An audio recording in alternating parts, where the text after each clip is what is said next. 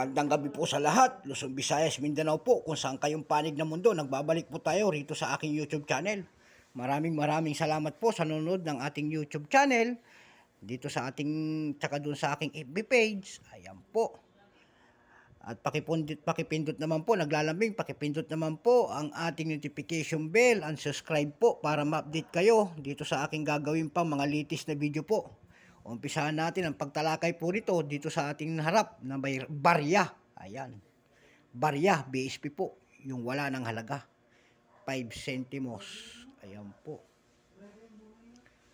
5 centimos po. 2007 pala yung isa. 5 centimos, 2005. Ayan. BSP. Ayan. Yung mga wala ng halaga.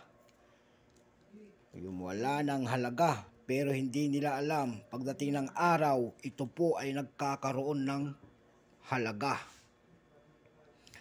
Ayan po, 2005 po, 5 centimo. Nakapaloob po ito sa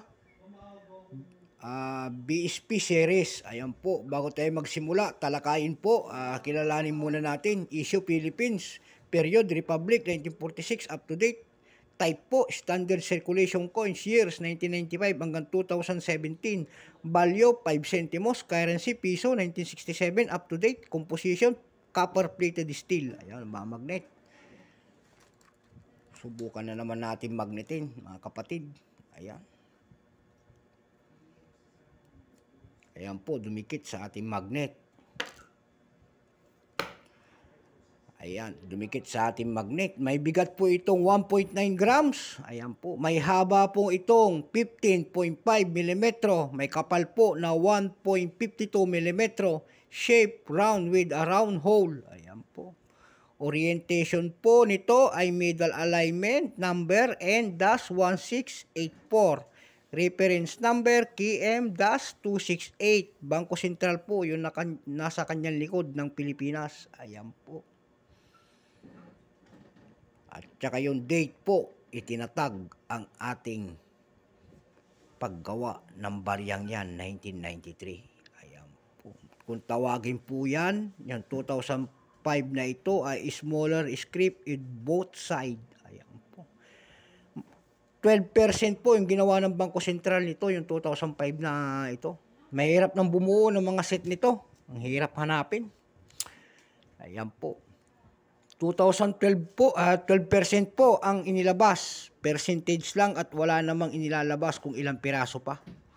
Meron na pong presyo ito, yung tawagin nila appraisal price. Yung verify nyo, 12 pesos, extra fine, 50. Almost uncirculated po ay 18 pesos. At yung uncirculated ay 27 pesos. Yan ang kanilang batayan ng ating mga kolektor.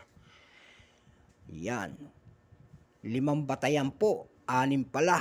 May good.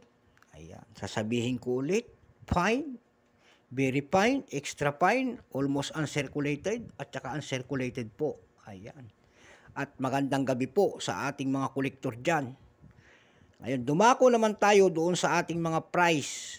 Ayan, sa ating mga tinignan kung magkano ang price sa ating mga website. Ayan po, 2005 po. Maganda pang klase. Doon po sa numista.com po, nakakita tayo ng presyo nito. Ayan, $2.444 at $5.04. Ayan po, doon naman po sa ebay.com po, mayroon pong nagbebenta nito ng $3.3, $1.99, $186.79 pesos, $6 din. Ayan. Doon po sa carousel, wala tayong mahanap na nagbebenta nito. Ibig sabihin, hindi sila makahanap or ano, whatever. Hindi natin alam kung anong kanilang po, ano. Kasi nga, baka tinatago pa ng ating mga kolektor, wala pa naman bumibili nito sa atin. Dito sa Pilipinas, ng mga kolektor, ayan po, 2005. Another 2005. 5 piraso. Ayan. 2005. Ayan po. At hanggang dito na lamang po ang ating vlog sa gabing ito. At maraming salamat po sa nanonood ng ating YouTube channel.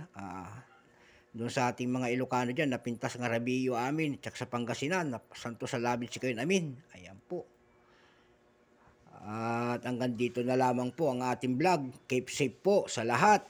Luzon, Visayas, Mindanao, kung saan kayong panig ng mundo po. Bye-bye.